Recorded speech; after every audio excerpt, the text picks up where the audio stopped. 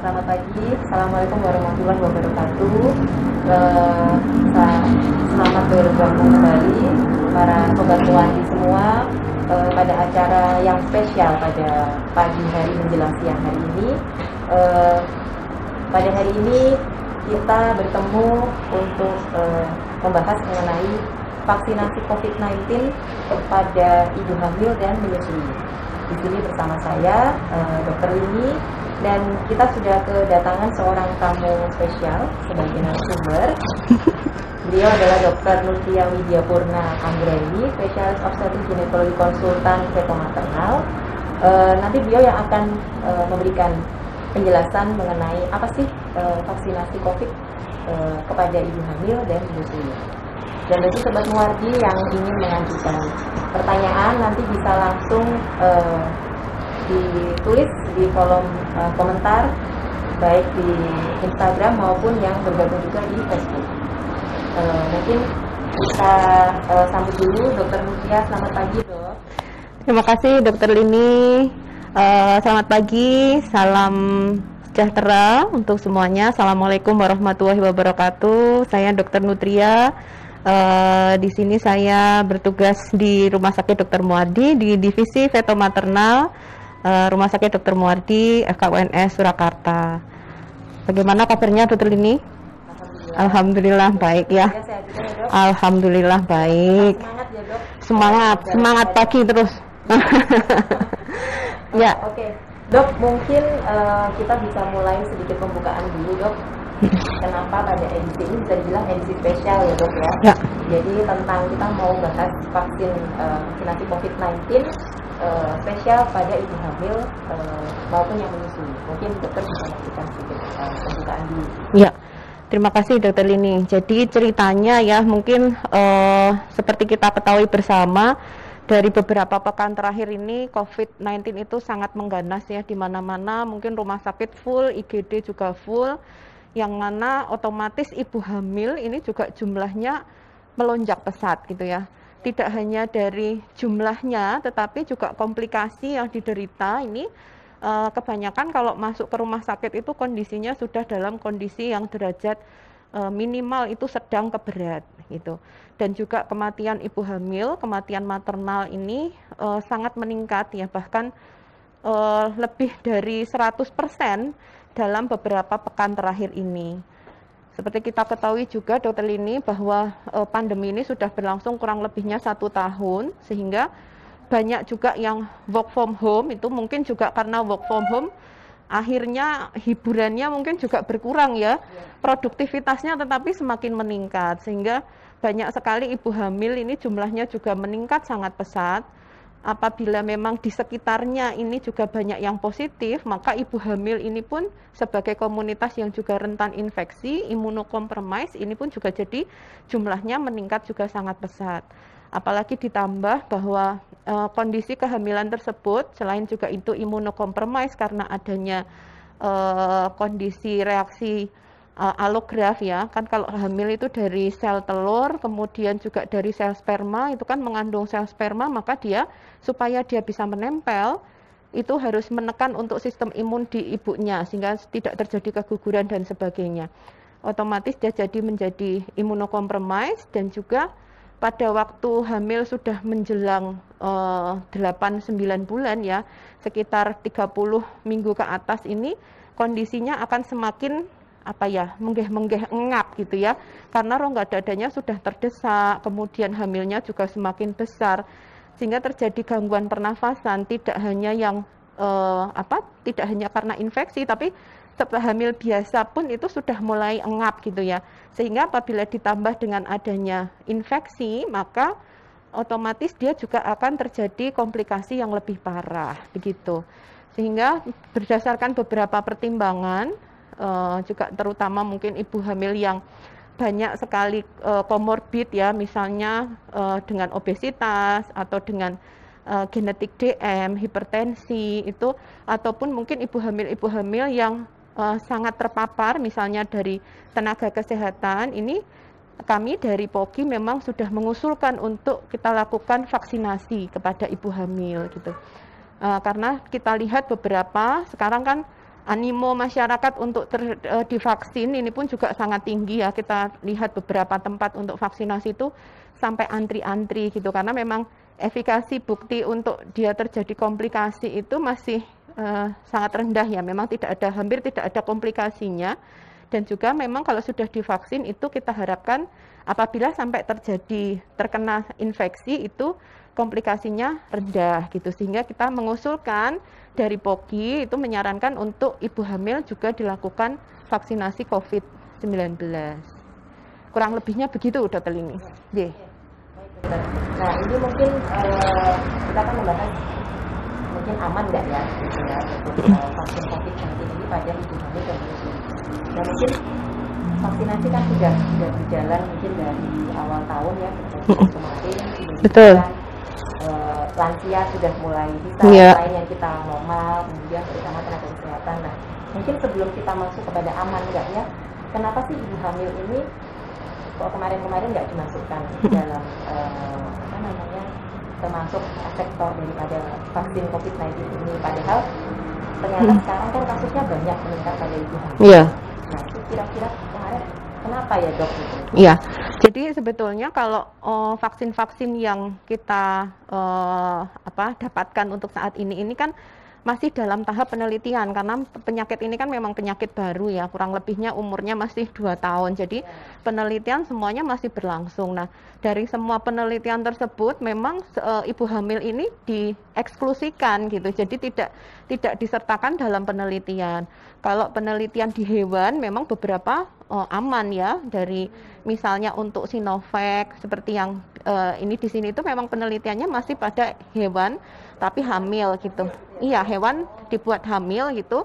Untuk hewan percobaan masih aman. Tetapi kalau untuk di ibu hamil sendiri di manusia itu memang rata-rata kita belum ada untuk penelitiannya, karena semuanya dieksklusikan. Pada waktu itu pada tahun kemarin kita masih eksklusikan. Ini baru gencar-gencarnya untuk penelitian memasukkan untuk ibu hamil, sehingga kemarin pada tahap-tahap awal itu memang dari pemerintah juga tidak meng-ACC dulu, karena memang bukti dari penelitian itu belum ada begitu. Sebelum kita lanjut lagi, Dok, ngobrol-ngobrolnya mungkin bisa kita sapa dulu. Selamat siang, ini ada dari yang join di Instagram ini ya, ada dari Antonius Diki, kemudian ada dari Wahyudi, Eki Tugun. Banyak ya, Dok? Ini banyak sekali ya, kita pada join. Mungkin nanti bisa kita tunggu bila ada pertanyaan. Ini teman sejawat kita, Dok, dari Dokter Cynthia. Pagi, Dok, semoga sehat selalu. Ya, sehat selalu juga untuk Dokter Cynthia, semoga sehat selalu dari Banjarmasin ya.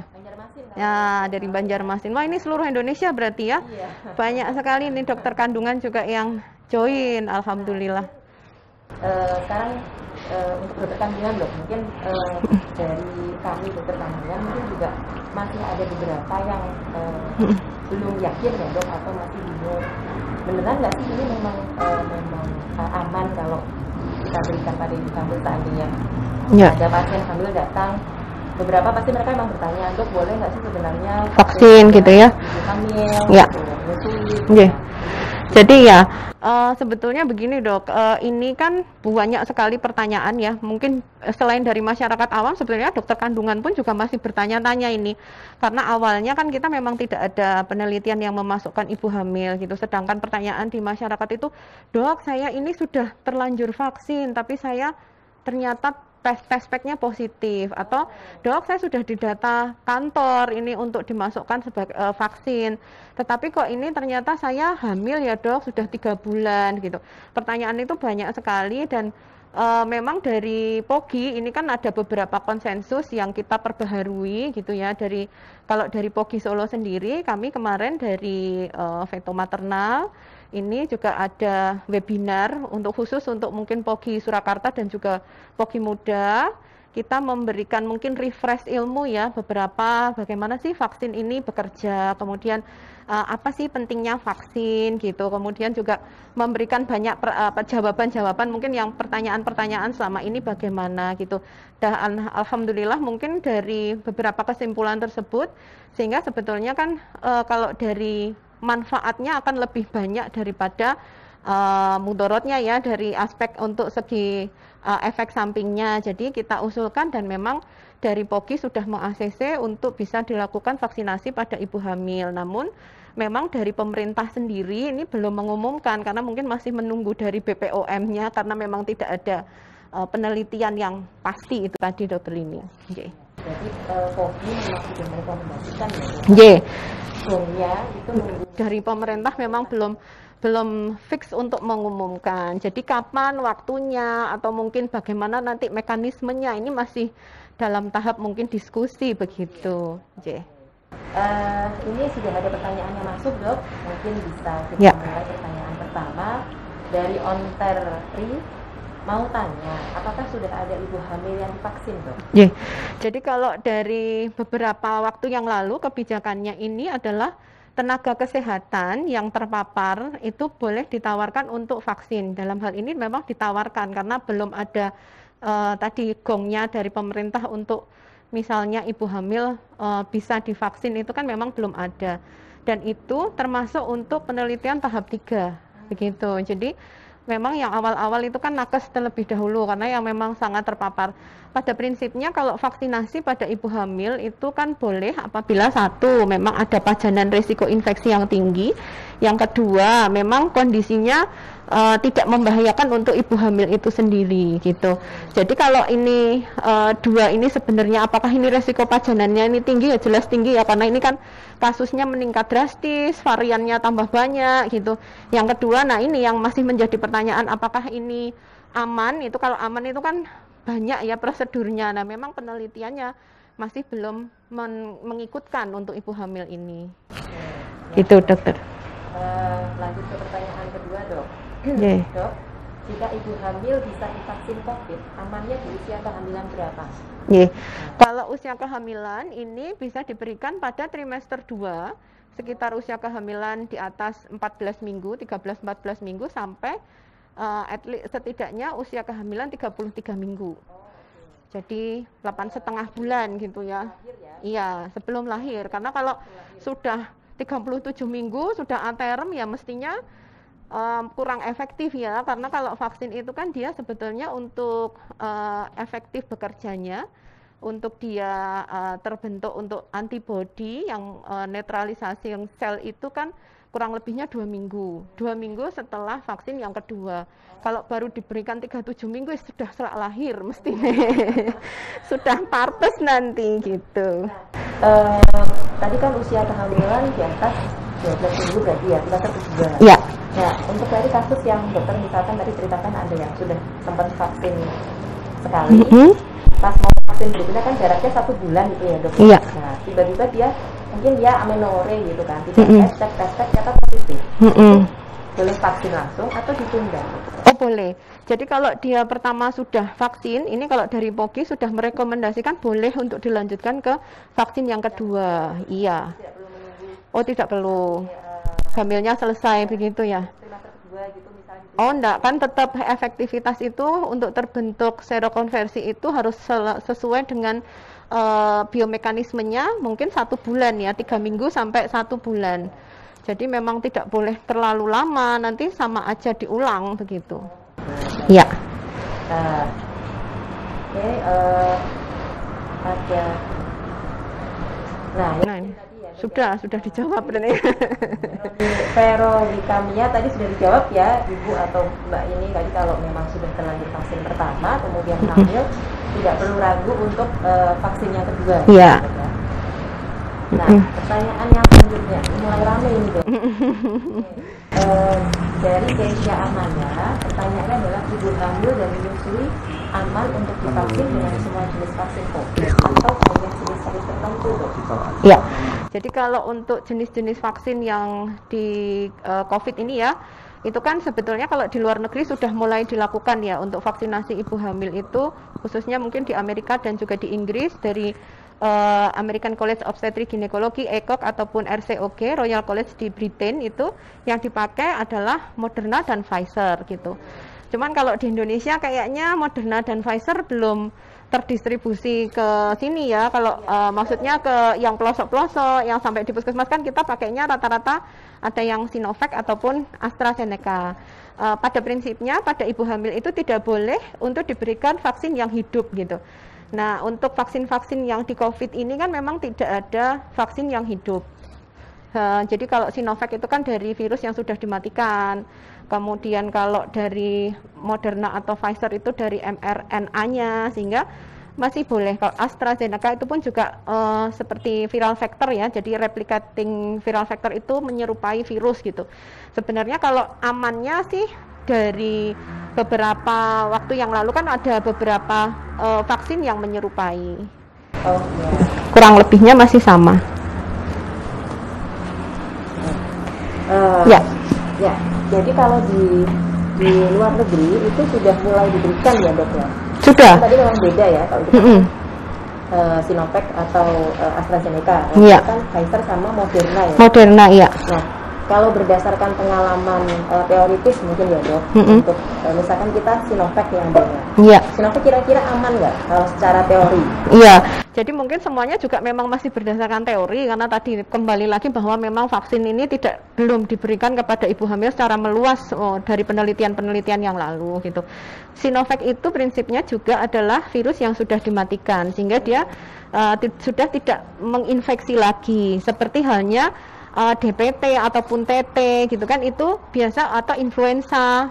Vaksin-vaksin yang lama itu kan juga modelnya, jenisnya itu sama dengan Sinovac, dan itu insya Allah aman karena selama ini sudah biasa kita berikan. Seperti TT itu ya, kalau di puskesmas itu kan TT sudah harus diberikan pada calon pengantin, kemudian pada ibu hamil minimal 2 kali begitu. Memang harus diberikan gitu, dan memang tidak ada efek sampingnya. Ya. Kalau kurang lebih sistemnya sama dengan tadi yang PT atau influenza, berarti saat memang aman ya dok ya ibu hamil? Iya, aman karena memang tidak terbukti adanya kondisi misalnya menyebabkan keguguran atau teratogenik, itu memang belum ada laporan gitu dokter Lini. Baik dok. Mungkin tadi ada pertanyaan lagi, bisa scroll ke bawah. Nah, oke. Dari Purwanti Rahayu Setiawati, aduh panjang sekali ya.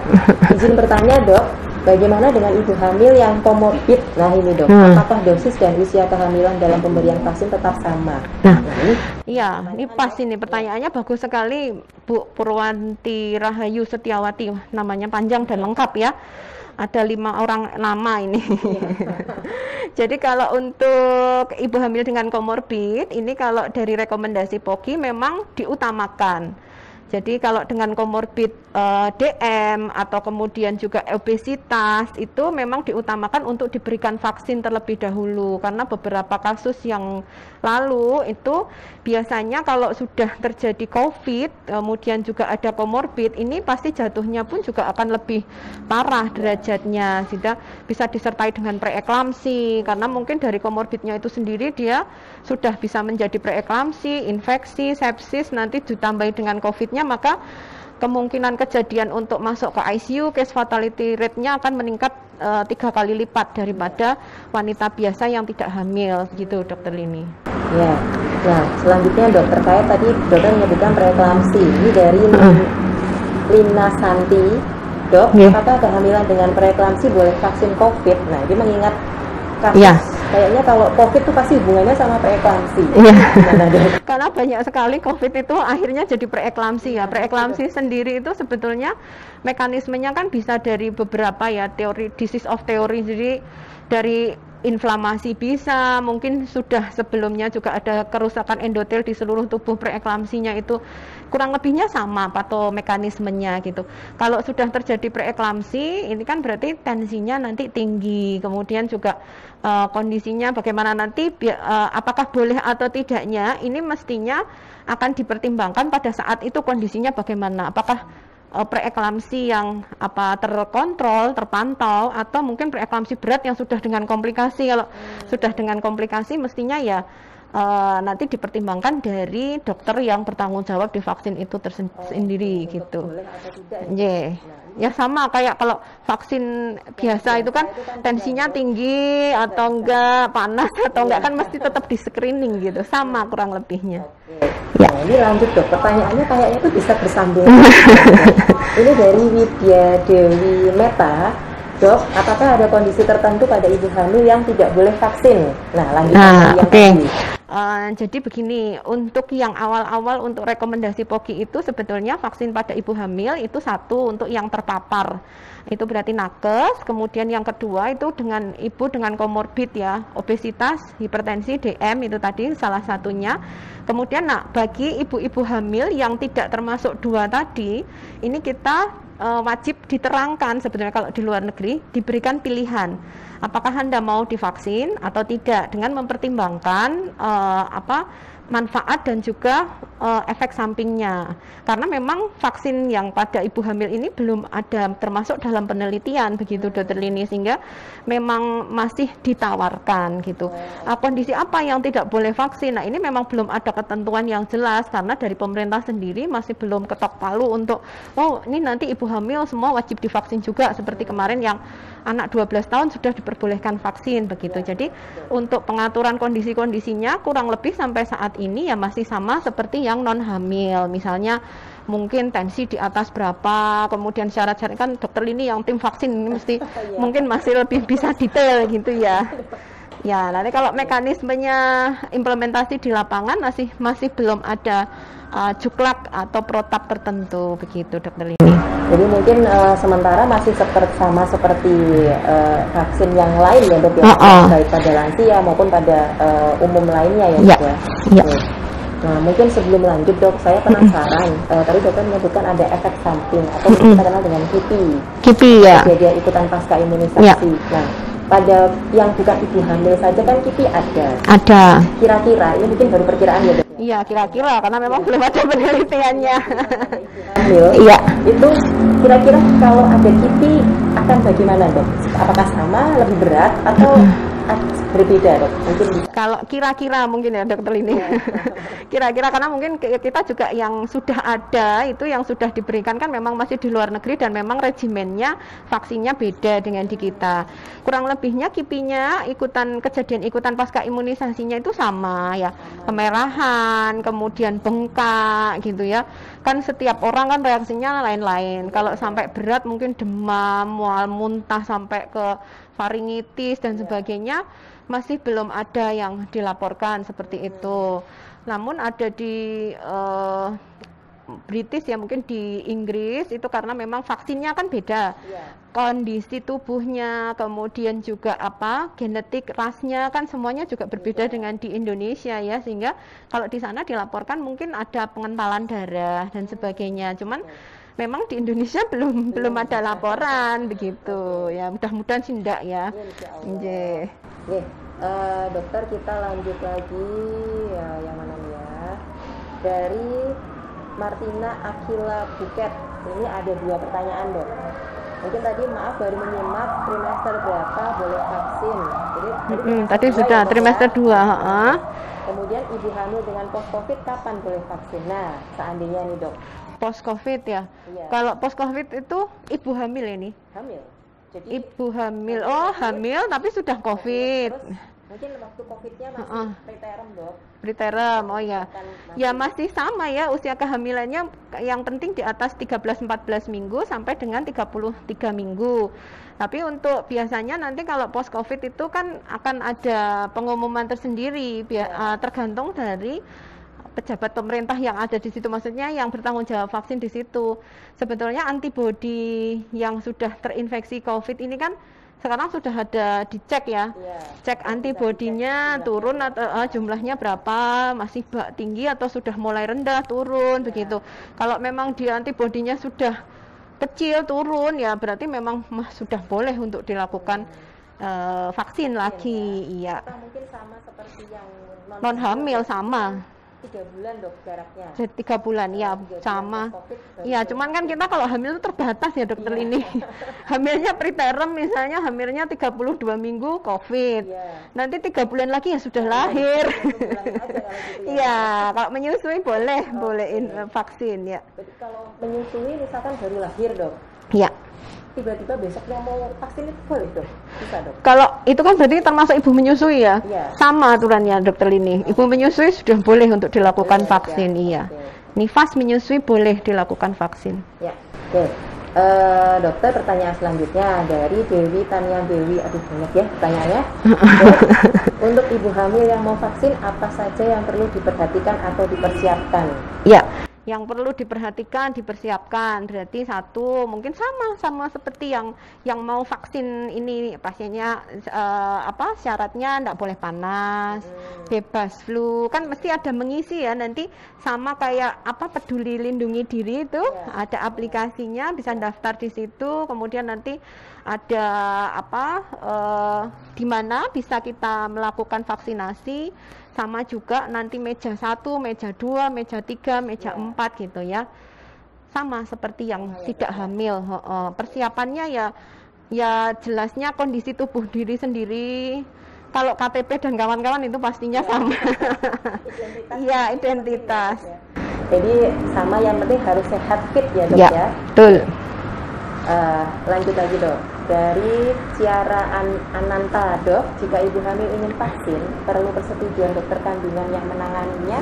Ya, nah ini tadi kecuali yang 2 tadi, yang ibu komorbid dan juga ibu nakes gitu, memang masih dalam kondisi ditawarkan. Artinya memang ibu hamil ini perlu mendapatkan informasi ini sakjane nak divaksin gimana toh gitu, keuntungannya apa toh, nanti kerugiannya apa gitu.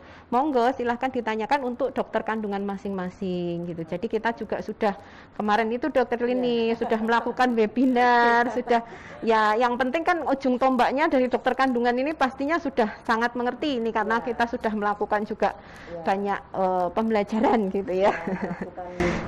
Riset-riset, Iya. pembelajaran, cari-cari jurnal apa Iya. sehingga memutuskan untuk merekomendasikan ya dok. Iya. Oke, lanjut pertanyaan dok dari grosir Mukena Murah. Ada 2 pertanyaan dok. Yang pertama, maaf Cek. baru menyimak dok, untuk ibu busui apakah aman? Aman, tadi ya, sudah dok, ya? dijawab ya. Kemudian cek antibodi COVID gimana ya dok, nama pemeriksaannya apa? Cek antibodi nama pemeriksaannya. Kalau cek antibodi di mana bisa dilakukan di laboratorium. Nah, ini nanti saya di endorse nanti. Intinya bisa dicek antibodi COVID. Iya, gitu ya. bisa. Iya. Nanti Mbak atau Ibu tinggal datang aja ke laboratorium, Iya. bilang mau cek antibodi COVID, nanti bisa. Gitu. Oke, selanjutnya Nyonya Keles. Aduh, Nyanyi kewas lah. Bagus nih namanya. ibu hamil yang memiliki alergi obat dapat divaksinasi COVID-19. Terima kasih dok. Iya, sama Ibu. Kalau untuk yang alergi, nah ini alerginya mana dulu? Nanti pastinya dikonsulkan dulu ya, dokter ini. Apakah ada alergi? Apa syarat-syaratnya? Mungkin ada asma. Itu kan nanti diperiksa dulu, sama kayak yang non hamil. Ya, jadi biasa Gitu. ada pertanyaan kalau asma dia alerginya Apa aja gitu. Khusus ya dok, ada memang pilihan kalau alergi obat apa dan sampai sejauh mana. Iya. Kalau misalkan alerginya yang ringan, Masih nggak apa-apa mungkin ya. Kalau alerginya sudah berat gitu, ya itu resiko tinggi nanti. Iya. oke, selanjutnya dok. Ini penting juga dok, dari DBL Briana. Dok, apakah vaksin akan berpengaruh juga pada janin? Nah, Iya. kita bahas ibunya terus dok. Oh iya, ibu hamil itu padahal 2 ya, ibu dan bayi gitu. Jadi manfaatnya apabila sudah dilakukan vaksin pada ibu hamil itu juga dia akan memberikan kekebalan pasif ke babynya gitu. Jadi kalau dia divaksin nanti melalui plasenta dia akan memberikan kekebalan pasif sehingga pada waktu nanti lahir bayinya ini akan sudah ada imunitas pasif dari ibunya ketika divaksin kemarin gitu.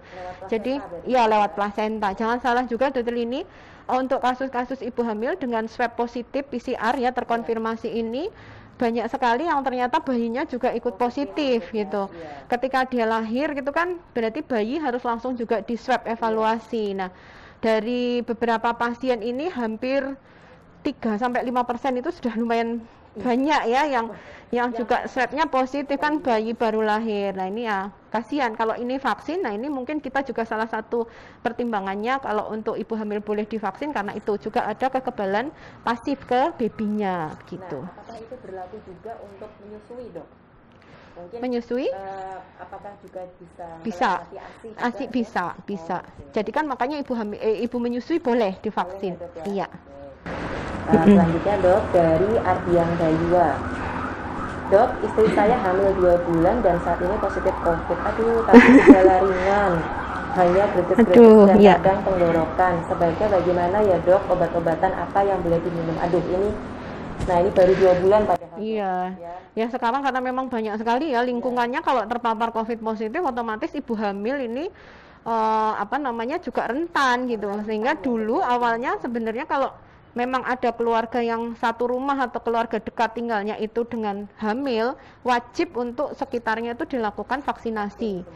Wajib, dan juga prokesnya ini sudah enggak 6M lagi, mungkin sudah 10M ya kalau ibu hamil, karena banyak sekali gitu ya. Dan kalau dia sudah imunokompromis, otomatis kondisinya datang-datang sudah jelek. Tapi ini alhamdulillah masih gejala ringan ya.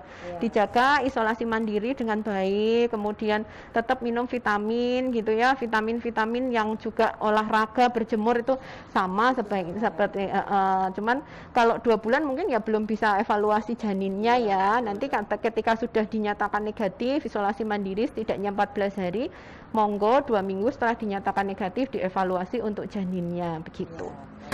Ya. Nah ini sekarang nggak ada keterangan ya, Dok, kan menggunakan obat-obatan, ini nggak ada keterangan. Ya kalau ini kondisinya itu kan kalau obat-obatan ya mesti vitamin aja dulu karena untuk meningkatkan imunnya. Kalau obat-obatan khusus nanti mestinya kalau dia sudah bergejala sedang berat gitu ya Bu Lini. Harus konsultasi dengan dokternya ya, Dok? Iya. Oke, selanjutnya dari Dania Stiara.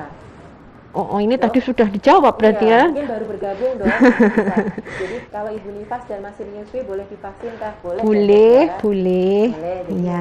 Memang kalau busui boleh gitu. Boleh. Iya. Ya, kalau hamil memang ya masih dalam mudah-mudahan dalam waktu cepat karena memang kondisinya sekarang sudah tidak kondusif ya untuk ibu hamil. Iya. Oke. Mungkin belum ada pertanyaan lagi ya, Dok. Oke, Dok. Mungkin ini, Dok, untuk vaksin COVID ini barangkali sudah ada bocoran, Dok, kira-kira akankah disetujui oleh pemerintah atau akan bagaimana?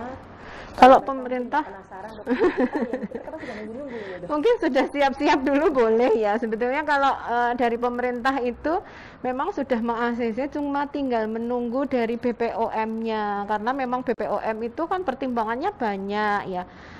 Suatu obat boleh didistribusikan itu tergantung dari EUA-nya, emergency authorization-nya gitu. Jadi obat-obatan yang memang belum ada tahap 1, 2, 3, 4 mungkin minimal aja tahap 3 kan harus ini emergency sampai kapan boleh beredar begitu. Nah ini mungkin tunggu ketok BPOM-nya apakah memang boleh di ACC atau enggak. Mungkin ya semoga aja sampai bulan-bulan ini sudah boleh untuk dilakukan gitu. Karena ini juga dari Ifah Muka menanyakan sama ya pertanyaannya. Pemerintah, itu kan banyak ibu hamil memang mereka khawatir, Dok, karena saya juga melihat kasus terutama di Wardi ya, Dok ya. Banyak sekali. Mungkin dari 10 itu yang non COVID cuma 1. Iya.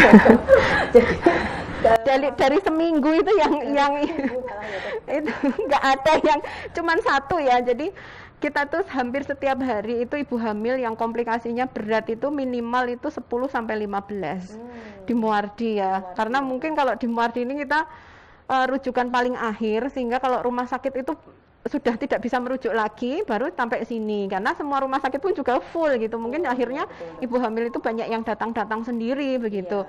Dan itu minimal 1 hari 10 sampai 15 pasien semuanya COVID dengan derajatnya sudah sedang ke berat kalau yang hamil loh ya. Yang hamil ya. Kalau yang non COVID sekarang udah mungkin jarang atau mungkin taunya Muardi juga untuk COVID. Sebenarnya kita enggak untuk yang hanya COVID. Kalau malah kita pelayanannya paling terpisah ya karena kita punya ruang operasi operasi tekanan negatif sendiri, di Muardi juga ada ruang bersalin untuk tekanan negatif sendiri, jadi tidak campur gitu, dan itu terpisah jauh dengan yang COVID dan non-COVID, sehingga jangan khawatir kalau Muardi isinya COVID semua gitu. Memang COVID-nya banyak, tetapi kita punya ruangan yang sudah sangat tersendiri, begitu Dokter Lini. Jadi memang insya Allah aman ya dok. Insya Allah aman gitu. Nakes maupun dari segi pasiennya sendiri, karena mungkin juga mereka yang non-COVID khawatir masih bisa nggak ya saya ke Muardi misalnya? Ya, mestinya masih bisa, tetapi memang terbatas karena kita luar biasa ya, lonjakan kasusnya itu luar biasa. Jadi tambah ruangan ya dok. Iya. Nah mungkin sedikit penjelasan dari dokter tadi bisa membuat ibu hamil di sana itu makin yakin dok. Nanti memang sudah diperbolehkan, saya yakin saya mau vaksin. Ya, insya Allah. Pertanyaan selanjutnya dok, mungkin ini sedikit di luar hamil tapi masih seputar vaksin. Ya. Dari Rike Febri, dok mau bertanya, jika mau program hamil, jarak berapa lama dari vaksin dosis yang pertama dan kedua dok? Jadi gini, kalau untuk program hamil itu sebenarnya vaksin ini tidak berpengaruh pada infertilitas, Dokter Lini. Jadi, namun disarankan harus menyelesaikan dulu vaksinnya. Kalau sudah 2 vaksin sudah aman, baru boleh nanti untuk dilanjutkan untuk program hamil. Jaraknya kapan? Kalau sudah lengkap ini vaksin, setidaknya mungkin 1 bulan. Jadi kan 2 minggu, ya kedua. Kalau 2 minggu itu kan baru aktif gitu ya, sambil dievaluasi untuk KIPI ada sesuatu dan lain hal atau tidak begitu. Kalau memang ya sudah aman gitu, untuk sarannya 1 bulan. Jadi ini sebenarnya nggak apa-apa kalau lagi program hamil, tapi sebaiknya vaksin dulu. Iya, vaksin selesaikan dulu, jangan takut gitu. Kemudian, wah ini ada lagi dok, dari Ayu Antari 19, ada 19-nya juga dok. Wah ini sudah COVID-19. Oh ini malah kena ya ini ya. Iya, saya hamil 9 bulan, ini depan HPL, dan saya baru isoman hari kedua karena COVID. Apakah saya bisa lahiran normal di bidan atau harus sesar di rumah sakit? Iya. Jadi begini, kalau ibu hamil minggu depan sudah HPL, lah ini sudah 40 minggu berarti ya. Kalau ini sudah isoman, ya diselesaikan dulu isomannya dalam 14 hari. Minimal kan 14 hari diselesaikan gitu ya. Tetapi karena ini sudah minggu depannya itu HPL, berarti belum sampai 14 hari, kemungkinan besar sudah lahiran gitu. Jadi kalau memang ini masih dalam rangka isoman, masih belum 14 hari, wajib ke rumah sakit yang ada ruang tekanan negatifnya.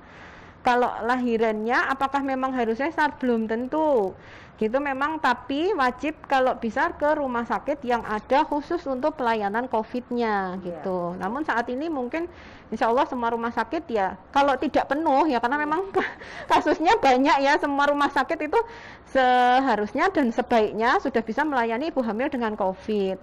Namun karena semua rumah sakit itu penuh, kan ibu hamil nggak mungkin mau lahiran di tenda atau di IGD gitu. Kita memang perlu ruang bersalin yang tekanan negatif gitu. Jadi kalau di bidan ya jangan. Tidak boleh gitu, karena punya rumah sakit dok. Oh gitu ya, mungkin boleh nah itu ya, Bu bidan yang punya rumah sakit monggo, asal rumah sakitnya ada OK dan juga ruang bersalin tekanan negatif gitu. Iya. Iya. Mungkin ini tadi sudah bahas vaksin. Nah, saya mungkin dokter mungkin bisa lebih menjelaskan lagi supaya dini-dini ini ada yakin untuk vaksin. Seandainya tadi kan hamil itu rentan ya dok ya. Iya. Seandainya terkena COVID pada ibu hamil, itu bahayanya apa sih dok? Ya. Jadi tadi mungkin sudah sedikit sekilas gitu ya. Kenapa sih sebenarnya kita kok ini ngoyak-oyak pemerintah? Ayo kita bolehkan untuk ibu hamil vaksin gitu. Karena tadi sudah mungkin diutarakan di depan, ibu hamil kalau kena COVID, terutama mungkin usia kehamilan, kalau dihamil dengan jantung itu ada puncak hemodilusi ya Dokter Lini. Jadi karena itu pun juga kurang lebihnya sama terjadi di COVID, usia kehamilan 28 sampai 32 minggu, karena memang kondisi pernapasannya, rongga dadanya dia sudah tadi engap gitu ya, sehingga komplikasi untuk ke arah distres pernafasan, gangguan pernafasan itu akan semakin berat gitu. Jadi kondisi yang tidak ada infeksi, tidak ada COVID-nya pun dia sudah mulai sesek gitu.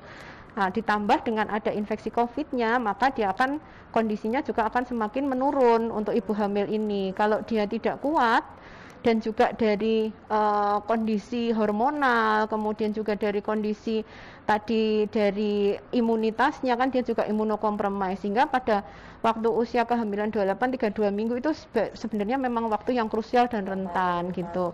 Iya. Apa ya, bahaya-bahaya. Ya, apalagi kalau sekarang semua populasi di rumahnya, semua sekitarnya kena semua, iya COVID semuanya, otomatis ibu hamil yang rentan ini tadi kan juga akan terjadi infeksi. Kalau awal-awal mungkin dia tidak terasa, tidak dirasakan, oh saya masih ringan-ringan. Lama-lama dia datang itu kan kondisinya akan semakin berat dibandingkan dengan wanita yang tidak hamil gitu. Nah itu kalau sudah hamil trimester 3 tuh. Oh, sekarang awal pun juga begitu gitu. Jadi memang paling parah itu biasanya trimester 28-32 minggu tadi. Namun saat ini karena kondisinya itu juga virusnya sudah bervariasinya dari alfa, beta, lambda ya, sudah macam-macam itu. Kemudian juga lingkungan mungkin environment udaranya juga tidak baik sehingga dia untuk kondisinya pun mungkin trimester 1, 2, 3 sama, banyak sekali yang juga kondisi akan semakin buruk dan sesak nafas. Mesti semua keluhannya demam, sesak nafas gitu. Dan kalau trimester pertama mungkin malah bahaya sampai ke iya, pastinya juga keguguran, komplikasinya tadi mungkin belum saya singgung ya. Banyak sekali kalau COVID itu resikonya adalah terjadi kelahiran prematur. Baik itu keguguran kurang dari 20 minggu atau mungkin sudah 28-32 minggu tadi biasanya juga nanti akan terjadi kelahiran prematur gitu. Memang terpaksa karena kondisi. Ya, kalau dia sudah kondisinya distres napas, otomatis kan bayi yang di dalam kondisinya juga akan tidak baik, hipoksia, sehingga memang bayinya jadi ibunya kenceng-kenceng, lahiran gitu. Outcome bayinya pun juga kurang baik, ada yang beberapa meninggal di dalam begitu, IUFD. Ya. Oke, ini ada pertanyaan lagi dok dari Fanny Azda. Maaf baru bergabung dok, vaksin apa yang disarankan untuk ibu hamil? Sinovac, Moderna, AstraZeneca. Nah ini kan ada sekarang boleh semua sih sebetulnya. Kalau untuk yang di Asia Tenggara sendiri ya, Malaysia ini juga sudah menggunakan Sinovac gitu. Indonesia kan yang banyak sekarang Sinovac ya. Sinovac boleh karena pada prinsip semua vaksin-vaksin yang kita gunakan sekarang itu bukan yang virus hidup. Kalau virus hidup memang tidak boleh untuk ibu hamil. Ya, kalau yang paling baik yang mana belum bisa ngomong karena memang ada yang belum ada penelitian yang jelasnya gitu. Kalau dari Indonesia, barangkali tadi apakah ada data dok, misalkan nakes atau mungkin orang yang sudah vaksin kemudian hamil terus lanjut vaksin lagi, apakah sudah ada laporan ataukah data ada kejadian yang tidak diinginkan atau semuanya aman-aman saja? Sampai saat ini semuanya masih aman-aman saja, tetapi karena memang jumlahnya masih terbatas dokter Lini ya, karena yang masuk penelitian kan masih terbatas. Sehingga memang dari POGI sendiri itu juga menyarankan kalau nanti ada dari nakes atau ada beberapa yang mau mengikuti vaksin tetap masuk ke penelitian juga begitu. Nah, mungkin ini satu pertanyaan terakhir dok, karena waktunya juga sudah hampir habis. Dari Hana Miranti, dok, waktu masih 5 menit ya. Apakah risiko terberat ibu melahirkan dengan COVID dan apa risiko untuk jaminan? Mungkin lebih ditekankan lagi. Oh ya, risiko terberat ibu melahirkan dengan COVID. Kalau ini COVID itu kan ada derajat ringan, sedang, berat. Bahkan beberapa ibunya itu positif tapi tanpa gejala, OTG gitu ya. OTG. Jadi kalau yang resiko terberat ibu melahirkan dengan COVID pastinya satu, mohon maaf ya ibunya meninggal gitu karena kan kondisinya pasti ada terjadi distres pernapasan, infeksi yang memberat, sepsis gitu ya. Jadi akan terjadi sampai paling berat ya kematian maternal, kematian ibu. Apa resikonya untuk janin? Resiko untuk janinnya kalau ibunya sampai hipoksia, kekurangan oksigen karena sesak nafas, otomatis janinnya pun juga tidak akan bisa berkembang dengan baik di dalam. Dari segi oksigenasi, kemudian juga dari segi nutrisi gitu ya, delivery oksigennya berkurang ya, yang paling jelek kondisinya kemungkinan meninggal di dalam, atau mungkin bayinya keluar tetapi kondisinya jelek gitu ya. Itu. Kalau membahas yang terburuk ya sampai meninggal ibu dan bayinya begitu. Ya, oke. Terima kasih Dokter Nutria. Ini waktunya sudah tinggal 2 menit lagi. Mungkin sebelum kita tutup, dokter ada closing statement dulu atau mungkin hal yang perlu disampaikan. Terima kasih Dokter Lini. Jadi alhamdulillah ya pagi ini kita bisa sharing-sharing sedikit untuk para ibu hamil ini yang tentunya sebenarnya banyak ya ibu-ibu di rumah yang sedang hamil, yang sedang harap-harap cemas ini gimana ya saya kalau positif, atau mungkin menghadapi persalinan nanti gimana ya nanti kalau tiba-tiba saya sampai rumah sakit kok ternyata di swab positif gitu, apa yang harus saya lakukan, persiapan apa gitu ya. Ini memang harus kita siapkan dari sekarang gitu ya. Untuk ibu hamil yang di era pandemi ini karena COVID juga semakin mengganas ini, mohon untuk selalu jaga kondisi gitu ya. Prokes itu jangan sampai lupa, minimal itu memang sudah 6 ya, karena sudahlah lupakan jalan-jalan gitu ya. karena merasa ya, apalagi hamil gitu ya, merasa oh ini misalnya ya beberapa kasus itu ibu saya positif, suami saya positif, tapi saya negatif dok, nggak apa-apa gitu. Oh jangan salah, itu karena kalau misalnya Anda alhamdulillah terpilih untuk masih selamat gitu, tidak positif, tetapi belum tentu nantinya dia juga akan bertahan terus untuk jadi negatif gitu, tetap itu beresiko. Sehingga prokes ya, protokol kesehatan, cuci tangan, pakai masker itu minimal harus double sekarang, tidak boleh hanya 1. Kemudian juga dijaga, tidak boleh berkumpul, tetap jaga jarak, tidak makan bersama. Tentunya juga nutrisinya harus dipertimbangkan, tetap 4 sehat 5 sempurna, vitamin juga harus diminum gitu. Kemudian juga jaga untuk lingkungannya. Kalau misalnya memang ada ibu hamil, sebaiknya tetap harus prokesnya juga diperketat. Kalau ada vaksin, mungkin yang serumah itu sebaiknya diutamakan untuk ikut vaksin juga.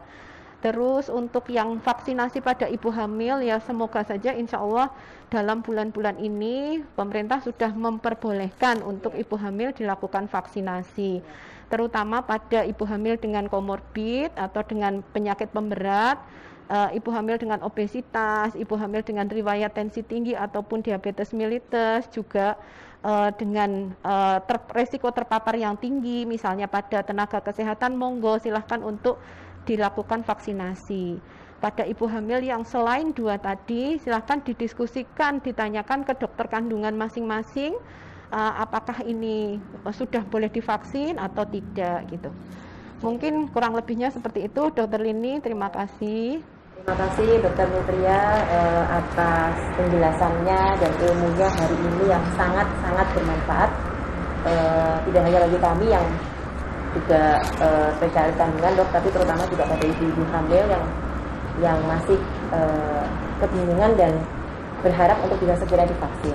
Iya. Nah, mungkin untuk acara siang ini waktunya sudah habis. Nah, untuk Sobat Muwardi yang masih ingin mendengarkan lagi cerita dari Dokter Nutria, bisa ditonton lagi untuk rekamannya secara live streaming. Bisa mulai hari ini, bisa di Facebook maupun di YouTube dari RSUD Dr. Muwardi. Dan jangan lupa untuk like, follow, dan subscribe serta share-nya akun media sosial kita di RSUD Dr. Muwardi, baik di Facebook, Instagram, Twitter maupun YouTube. Twitter juga bisa, gitu ya. Ya. Oke, terima kasih. Sekian dari kami, Lini Astetri dan Dokter Nutria. Sehat selalu untuk semuanya. Semoga kita selalu dalam lindungan Tuhan Yang Maha Esa. Sampai jumpa kembali di lain waktu. Wassalamualaikum warahmatullahi wabarakatuh.